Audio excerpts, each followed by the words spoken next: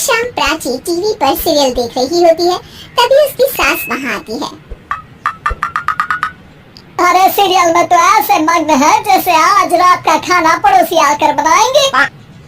मुझे पता ही नहीं था आपने अपने बेटे की शादी पड़ोस में भी की हुई है। हैं? मतलब? मतलब इस घर में सारा काम बहू ही करती है, आप तो सिर्फ खर्राटे मारती हैं। अच्छा जी, फिलहाल तो तुम आराम फरमा रही हो, चलो जाओ, ये मेरे टीवी देखने का समय है। इसलिए मुझे भगाया जा रहा है। सॉरी, अब तो बिल्कुल नहीं जाऊंगी। प्राची की इस बात पर दोनों सास बहू के बीच टीवी रिमोट के पीछे बच्चों जैसे छीना झपटी शुरू हो जाती है, जिसके बीच श्लोक भी काम से घर वापस आ जाता है। आज मेरी चूहे बिल्ली की जोड़ी किस बात पर झगड़ रही है? अरे तेरे बीवी मुझे टीवी नहीं देखने दे रही। अरे तुम्हारी मम्मी मुझे खाना बनाने के लिए फोर्स कर रही है। अरे वाह, ऐसे बेतुके रीजन पर तो बच्चे भी झगड़ा नहीं करते। अरे मुझे कुछ मत बोल, सब इसने ही शुरू किया है। हाँ, जैसे आप तो बहुत दूध की धूली है ना। अरे बस, दोनों चुप।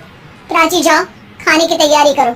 और माँ तुम छोड़ो, तुम्हें क्या बोलूं, शांति से अपना सीरियल देखो, मुझे दोबारा लड़ने की आवाज सुनाई नहीं देनी चाहिए। ऐसा बोलकर श्लोक वहाँ से चला जाता है, जिसके पीछे पीछे प्राची भी कुछ न कुछ बड़बड़ाते हुए रसोई में चली जाती है। हाँ, सासू जी को तो कुछ बोलेंगे ही नहीं, बस मुझ पर ही हुक्म चलता है, खाना बनाओ, जैसे मैं इनके घर में खाना बनाने के लिए आई हूँ। इसी तरह शाम बीतती है और रात को श्लोक और प्राची की सास खाना खाकर सोने चले जाते हैं, लेकिन प्राची गुस्से में कुछ खाए बिना काम में ही लगी रहती है। इस घर में किसी को घंटा फिक्र नहीं पड़ता, मैं खाऊं या भूखी रहूं। प्राची कुछ देर के लिए रसोई से बाहर जाती है और जैसे ही वापस आती है तो वहाँ दूध का भरा ग्लास देखकर हैरान रह जाती है। फिक्र पूरी है, बस दिखाना नहीं है।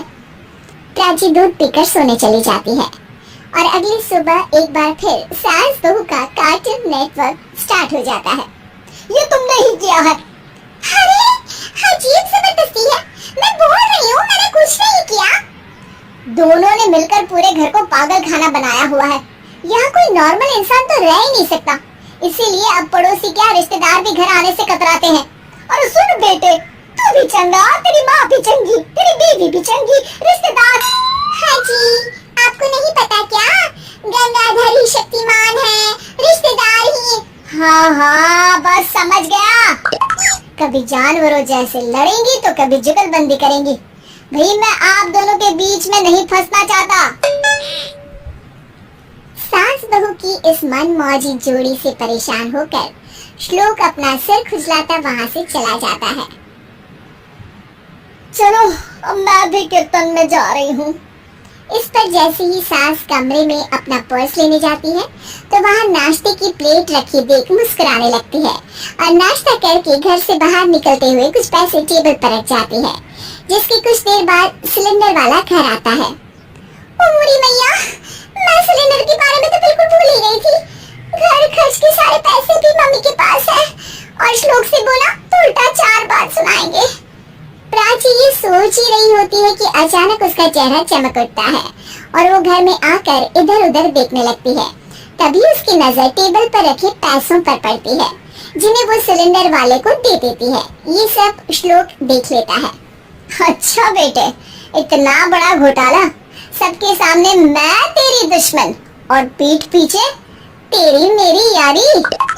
इस पर श्लोक एक प्लान बनाता है और शाम को सब एक साथ बैठे होने पर बोलने लगता है। माँ, तुम दोनों की बहुत लड़ाई होती है, इसलिए मैं सोच रहा हूँ कि प्राची को उसके घर छोड़ाऊं। इससे वो भी खुश रहेगी और तुम भी। अचानक श्लोक की ये बात सुनकर सास बहू शौक से उसकी तरफ देखती है। अरे ऐसे कैसे घर छोड़ाओगे, मुझे कहीं नहीं जाना। अरे तुमने बोला नहीं पर मैंने सुन लिया, तुम्हें मम्मी के साथ रहना अच्छा नहीं लगता, मुझे पता है। अरे वो अरे जब बहू खुद कुछ काम बोले तो वो तुझे सुनता नहीं, और अब जो इसने बोला ही नहीं वो तू समझ गया। जब उसे नहीं जाना तो फिर जबरदस्ती क्यों कर रहा है?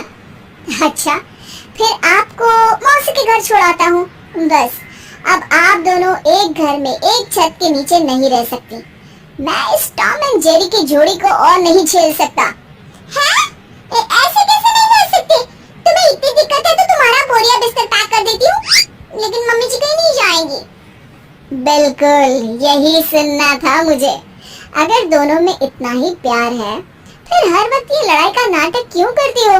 देखा मैंने कैसे माँ किचन में दूध रखती है और तुम उनके लिए कमरे में नाश्ता रखती हो, और कैसे वो पहले ही तुम्हारी दिक्कत समझकर घर में पैसे रखकर बाहर जाती है। अरे भाई, इतना ड्रामा तो डेली सोप में भी नहीं होता जितना तुम दोनों ने इस घर में फैलाया हुआ है।